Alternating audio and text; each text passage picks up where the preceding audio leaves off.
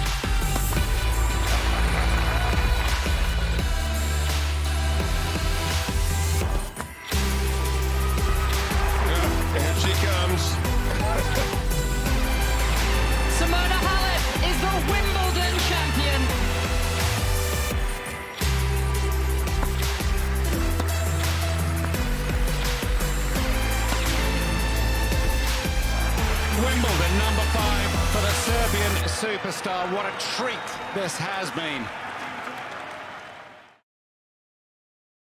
I don't know whether it's because it's a little bit grey and I'm wearing short sleeves, but genuinely, goosebumps all the way up the arm. Awesome to watch that, wasn't it? Djokovic lifting the title. Simona Halep, of course, lifting that trophy as well a couple of years ago. Can't wait to be back. Danny, though, I wasn't here in 2019. I actually had to miss it. I had another commitment. But I was here in 2018. I'm actually wearing, you can't really see it, the cakes are in the way, guys, but the T-shirt I got from 2018, I love it. A retro kind of a Ralph Lauren tennis bear shirt. You probably go and buy them in the shop down here. But you were here in 2019. Your first time, though.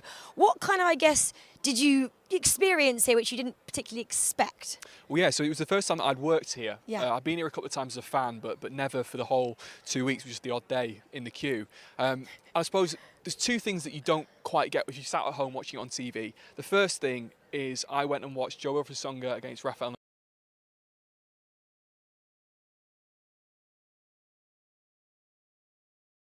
Ordinary. It really is. It's just amazing how quickly that it comes off the racket. And then the other thing is, I went down during the first week, the other side of centre court, down opposite where the hill is. You've got like 9 courts really, really close together with little walkways in between. And early afternoon, it was great just wandering around there because you can see basically 9 matches going on, ladies, gentlemen's, doubles, all sorts. And the atmosphere is so cool because there can be something happening on one of them at all times, and it's great. Your head's on a swivel. You're just looking around like, what's going on? If you're here the first week, you get to watch so many top-class names in action. So if you are lucky enough to have a ticket, then you'll be able to watch so much epic tennis. But if you're not actually here, guys, you can watch us instead, can't you? Because we're here every single morning, aren't we? 10:30 a.m. BST. We're everywhere, Danny, aren't we? Pretty much, yeah. You just pick your favourite social media platform of choice. We'll be on Twitter, on Facebook, on YouTube. We're on the Wimbledon app as well. If you've not downloaded that on your smartphone, get it downloaded. It's really good, not just because we're on it. And a big one. Yeah. We're on the hill as well. If you guys are lucky enough to be here, you can sit on the hill and you can watch us as well. And actually, I don't know if you can see behind us on the hill, there's a big thank you as well that the groundsmen have put into the hill, just to say thank you to all the NHF staff, the fans, and obviously everybody who supported the Wimbledon Championship during the COVID pandemic. That's a pretty nice touch, and I can see a lot of people taking pictures of that as well. I might go and get a cheeky selfie and tweet it out as well after this. But yeah, unfortunately, big breaking news story, wasn't it? Last week, Simona Halep is no longer going to be contesting this year's championship. Yeah, sadly we're missing a few of the contenders. Simona Halep pulled out just before the draw on Friday. She did put this on her Instagram though, saying, I gave it everything I had in order to be ready to play Wimbledon. After having such special memories from 2 years ago, she won, of course. I was excited and honoured to step back on these beautiful courts as defending champion. Unfortunately, my body didn't cooperate. Have to save that feeling for next year. She's been struggling with a calf injury, so we wish her all the very best. A couple of other players who aren't here. Rafael Nadal is not here. Naomi Osaka and Dominic Thiem as well, all missing out. But there is no shortage of star power on these courts these next 2 weeks, is there? Well, of course not. Actually, on and off the court, we saw in our opening BT, you've got Sir Mo Farah, all the celebs come down and watch as well, don't they? But yeah, you mentioned a lot of players will be in action. We mentioned earlier, obviously, we got Andy Murray, but let's talk about Serena Williams. She's here. She obviously was in that final, wasn't she, in 2019. Serena Halep defeated her, I think it was 56 minutes in the end. Again, it was an epic matchup in a different way to the Djokovic-Federer one we saw. But yeah, Serena Williams there, she's got a mask on. It's going to be a bit different this year because you have to wear masks if you're a fan and like we do walking around the grounds. But if you're lucky enough to get a ticket, you can take your mask off when you're sitting watching the matches, can't you? Yeah, exactly. So it's going to be a little bit different. Those sort of things are going to be a little bit more commonplace, but great to see Serena back and her doubles partner from a couple of years ago, Andy Murray. We mentioned him; he's back as well, and he was one of the first of the players to get vaccinated as well. So all of the fans coming down, you've got to either have a negative test, or if you're double vaccinated, you can come in. And Andy Murray, a little bit earlier in the summer, this was in early June, that first jab feeling. Very grateful to join the millions of people who've received their COVID-19 vaccine. And a nice touch, huge thanks to all the scientists and the key workers that have helped navigate us through these last 18 months. Echo those thoughts. Getting the guns out nice and early. That's what I was going to say. I actually think he's just showing everyone his fitness and his form. He's like, I'm one to watch, guys. You know, I'm back after my injury troubles. Well, it's great to have him back. Obviously, he played at Queen's. We'll have to see how he gets on in this championship. But yeah, we hope he goes well, of course. And you were talking a bit about differences, bubble life in the hotel for all the competitors this time as well. Yeah, so it's a little bit different this year. Usually a lot of the contestants, not a quiz show, a lot of the competitors, they'll maybe rent a house somewhere around Wimbledon, and a lot of them just walk in to the grounds to play their matches. A little bit different this year. Everybody that's competing, they're in a hotel in central London. They're ferried to and from. So you never know. We'll keep our eye across social media. We might see some hotel antics. You never know. We saw pillow forts and all sorts, didn't we, in Australia? We did, so we might have more of the same this year. Obviously, that's a bit of a difference. And we said, obviously, masks as well. But Danny, you actually got to catch up with someone a little bit earlier. You've been busy this morning, didn't you, on centre court with the lady who actually made this year's championships possible. Absolutely, yeah. As Rachel said, I was up a bit earlier than she was. I've already done half a day's work. But yeah, it is a little bit different, and it is a colossal effort to get the tournament on in a normal year, never mind one like we've just had. And I went down to centre court a little bit earlier on this morning to meet Sally Bolton, the woman who's responsible for it all. Well, it's one of the most picturesque venues in all of world sport, and we're not far away now from tennis being played here on centre court. It's on the first day of the championships, and the person who is in charge of putting it all together is with me now, the Chief Executive of Wimbledon, Sally Bolton. Sally, thanks so much for taking time out of what I'm sure is a very busy day for you today. Now, you only took this job in 2020, so this is your first championships. How are you feeling?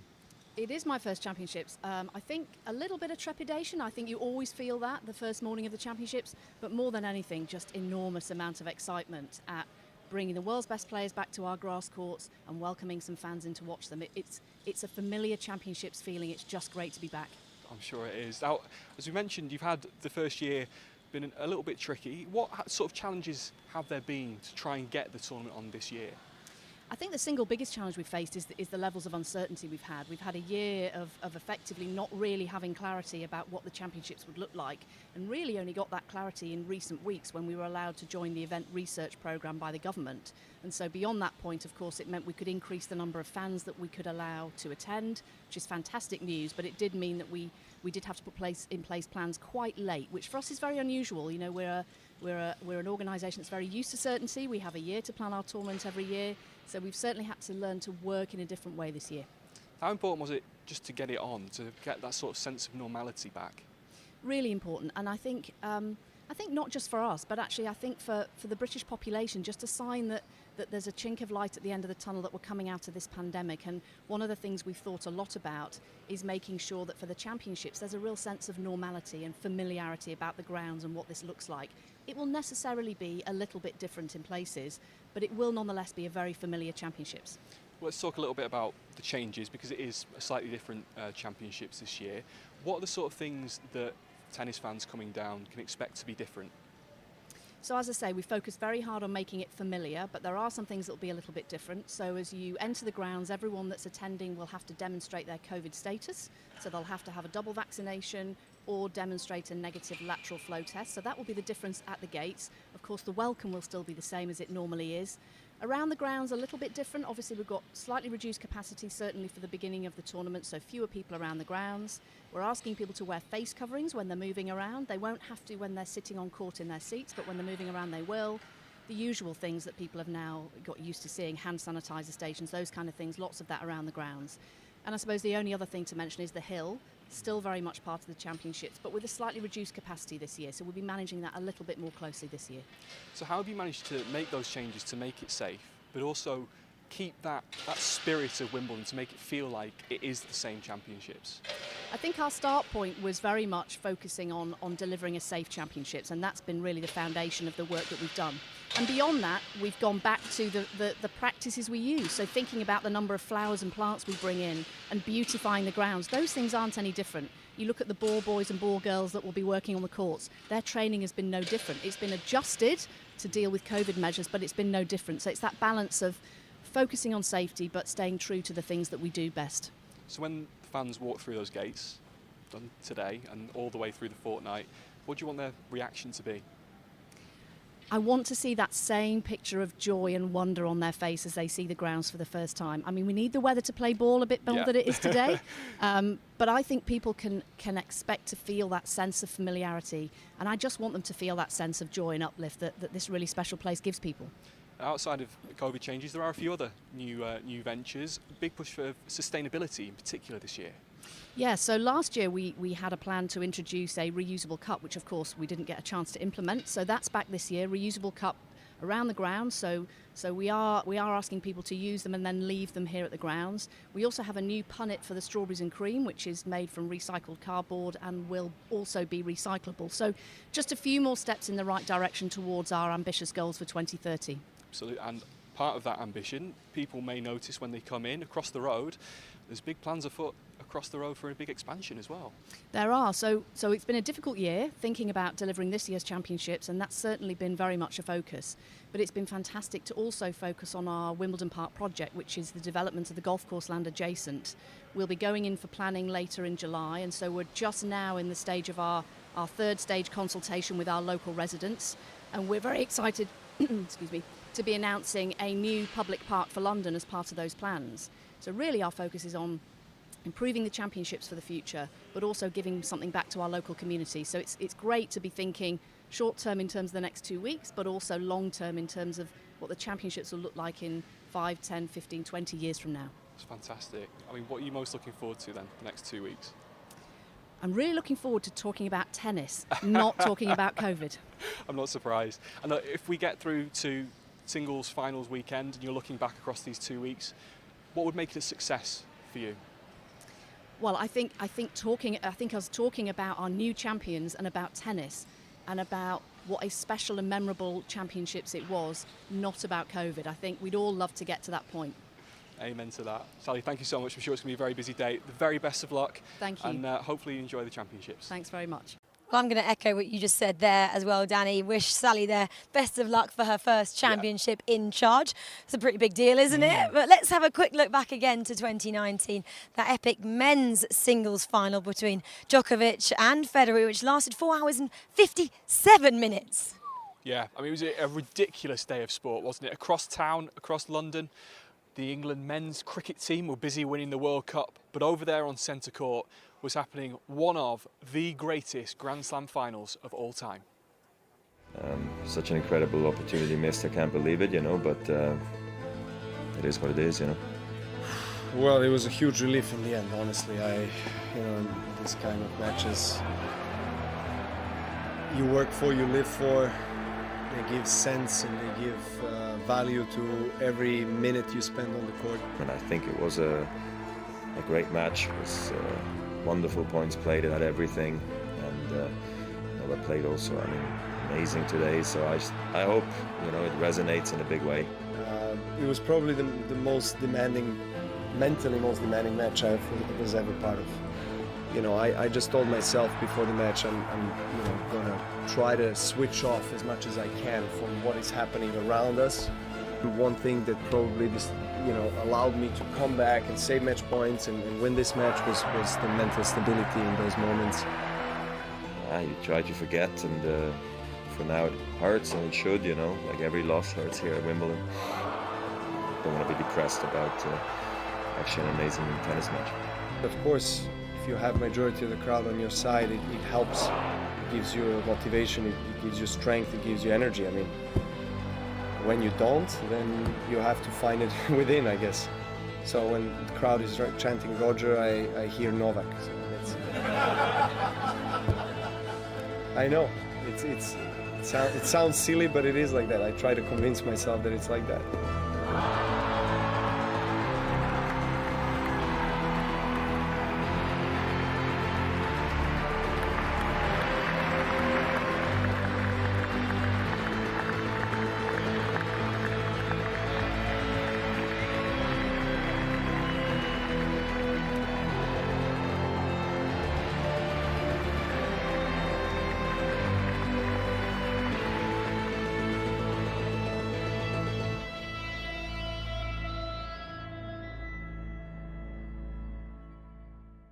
Love watching all that footage, and Adam Hunt now joins me. Adam, you've been a regular at Wimbledon for years, and just in time for this announcement. They're probably announcing you back. You've been here for so many years. No, I'm joking, but you have.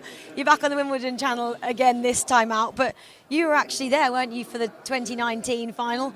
What was it like to be part of that? What a special day. There was such a buzz around the grounds. We spent most of it actually from our position just behind us here, overlooking court 18, you know, getting ready for the match. And you could just feel the sense of anticipation before they started. And during that match, it was great because you could hear the cheers and the shouts from centre court. Everyone inside the grounds was watching on their phones, trying to get a screen, following the live scoring, because it just toed and froed. You never quite knew which way it was going to go.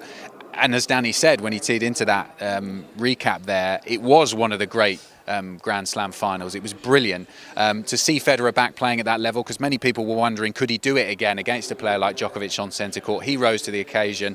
Both of them played brilliantly, and it was one of those great moments where the atmosphere all around the grounds here was just buzzing, and it was brilliant. Yeah, I mean, do you think we're going to see something of that kind of standard this year? Because it looks a little bit more open on both sides, doesn't it, men's and females? Well, to look at, you know, looking at the men's and looking at Djokovic and Federer specifically, in the couple of years since then, that you know, they've gone in slightly different directions. Djokovic has got stronger. He was brilliant at Roland Garros. I mean, that match against Rafa Nadal in the semis was an epic.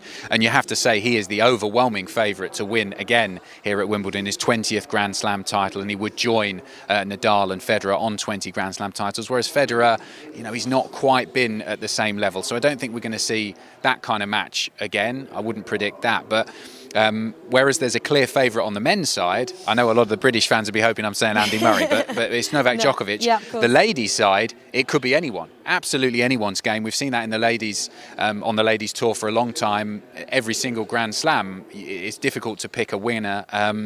And I think that's lots of injuries, isn't there, as well? Yes, Simona injuries. Halep obviously gone out. Ash Barty in though, but not had the perfect preparation. Possibly. Yeah, Johanna Konta having to pull out, of course. You know, difficult for her last night. So very difficult to pick. Ash Barty is my favourite for the women's, but I'm not really, I'm picking the top seed. I don't normally do that, but it's so hard to choose a favourite on the ladies' side. Yeah, absolutely. We keep talking about Andy Murray. Let's talk about him from a different reason, maybe, not just his tennis, because Adam, he's a big sports fan, isn't he? And obviously, he's been to the Euros. Obviously, there's been a big match going on, England, Scotland. It was well talked about in this country, and he was lucky enough to get a ticket. Yeah, he loves his football. Here he is with Johnny O'Mara, the British doubles player, his good friend, cheering on Scotland for that game. Wasn't greatest game, was it, finishing 0-0? But well, it was for Scotland. It was for Scotland, I suppose, a good result. But he's a big football fan. He was a good footballer as well. When he was younger, he actually could have played football professionally. He was offered, I think, a youth contract at Rangers. I think he's a Hibs fan, so he follows football very closely. You know, he's an all-round sportsman, but what would have happened if he'd chosen football over tennis. Maybe we would never have seen him achieve what he has done in tennis. He might have been even better at football. Who knows? But yeah, he loves his sport generally, and football particularly. And it's great to see him back on the court. It's been 4 years since we've seen him in the singles here at Wimbledon. He's playing last match on centre court, Andy Murray against Nicolas Basilashvili. It could be an interesting match. Basilashvili, power player. Someone described him as 10 out of 10 or 0 out of 10. You never quite know what you're going to get. When he's good, he's really good, and when he's not playing so great, you can almost lose to anyone. So I think Murray will get through that match. I would predict that Murray will get perhaps through to the end of the first week, the second week. Is he going to win Wimbledon? Perhaps not, but he said he wants to keep playing here. This isn't a final goodbye or anything. He wants to keep playing here long into the future, and I can speak from the British fans. It's great to have him back. Yeah, of course. So let's talk about someone else who's a fan favourite, I'm going to say, and that is Nick Kyrgios. He always kind of causes a bit of a buzz, doesn't he, around the grounds whenever he's around, and he's doing that again on social media, as we'd expect from this kind of character.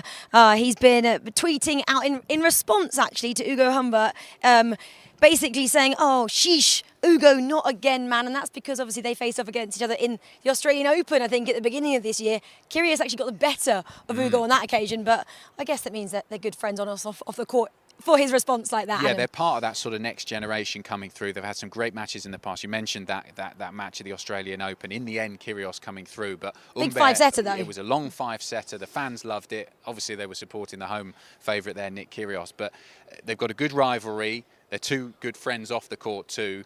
Two quite different styles of play. Humbert's a big lefty. He's very tall and thin. He's good on grass, Humbert. He won Halle, one of the traditional warm-up events for Wimbledon, beating Andrei Rublev in the final. So he's got great form coming in. And that is one of the matches of the first round on the men's side. Hard to predict. Kyrgios, he's popcorn tennis, isn't he? You never quite know what you're going to get with him. When he's brilliant, he's unbeatable. But also never quite sure what you're going to get out of him. And he hasn't played much, has he, in the run-up either? He's kind of taken a bit of time off during the pandemic, just rightly possibly so, not to kind of put himself or his family in any danger with obviously this pandemic which is happening. So we're kind of yet to see his form coming into this, so we'll have to wait. Yeah, contrasting really there. Humbert in great form, one of the form players on grass, and his game suits grass. Kyrgios, who knows, because we just haven't seen him in action. Yeah, exactly. Well, let's move on again and talk about one of the standout stars from 2 years ago as well. This one is a little bit different. It's not tennis related. Coco Gauff here, she's tweeted out that she's a bit of a Marvel fan. I don't know where she's found this picture of Loki. Adam, this is going to test my Marvel knowledge here. Is he a villain or is he a hero?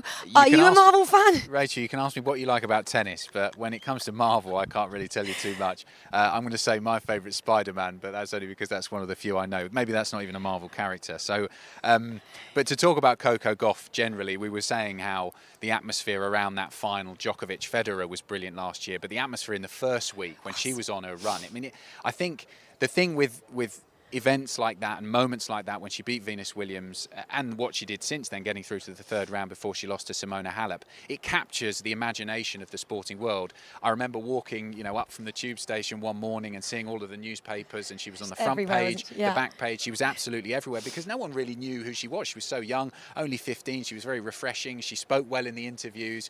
Everyone got behind her. And it was one of those moments where we saw a sports star emerge on the courts here at Wimbledon, because people didn't really know too much about, they knew she was going to be good, but they didn't know that she was going to achieve that. And to beat Venus Williams, one of her great idols on the court, to do that was amazing. And actually since then, pandemic excluding, she's done really well. She's improved her game, and she's now up at a career high ranking, and she's one of the players to watch. I mean, she could win the tournament. She's not a favourite, that wide open. But it's that wide open. It really could be. Well, Adam, you're going to be joining us, I think, throughout the fortnight, on and off here, and we'll give you Just a cake don't ask me as about well. Marvel characters, well, I'm going to throw you another curveball now. Actually, we kind of threw you Marvel. Now we're going to throw you something a little bit different. Okay, the hashtag this year is Wimbledon Thing. Have you ever seen Novak Djokovic made of clay eating grass? I haven't. But You're I think about I'm to going right to. now.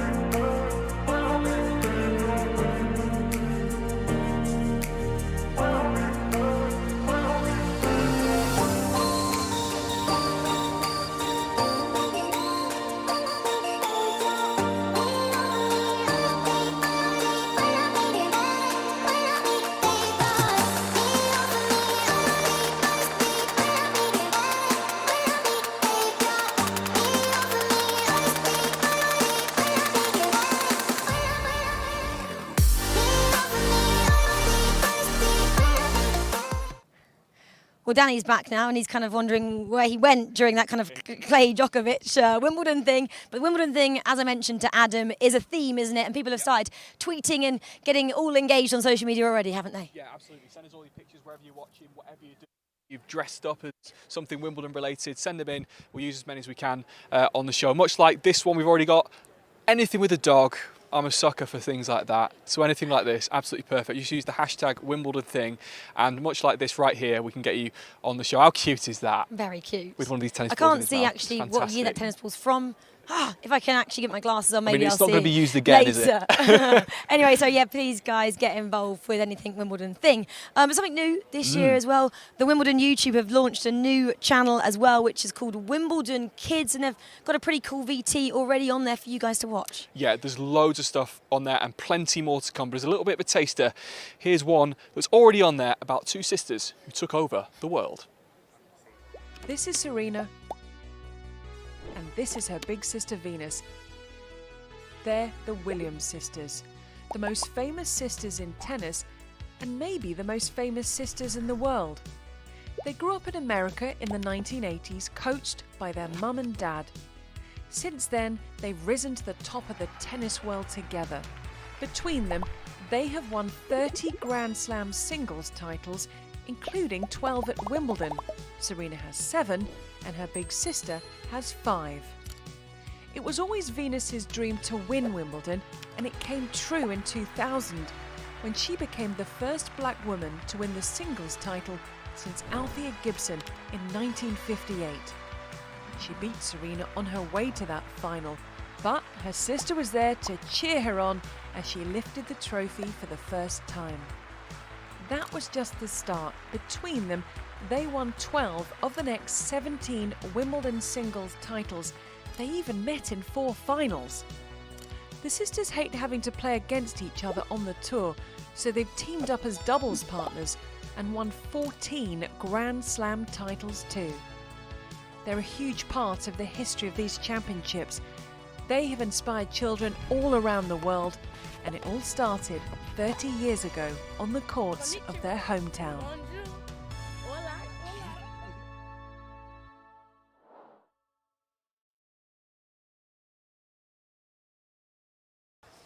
I love that Wimbledon Kids production there. Venus and Serena Williams, absolute legends of the game. Can't wait to see how they get on. Nick Kyrgios is obviously going up against Venus Williams, or with Venus Williams, I'm going to say, in doubles. So that'll be an interesting pairing for sure. Yeah, and the two of them are in action, in theory, Venus later today, Serena tomorrow. In fact, just over our shoulder, we're right overlooking court 18, which is over my right shoulder, just down there, and plays very, very nearly beginning. We're just coming up for 11 o'clock. Fans are in. It's fantastic. We'll actually hear the sounds of those thuds of serves going in.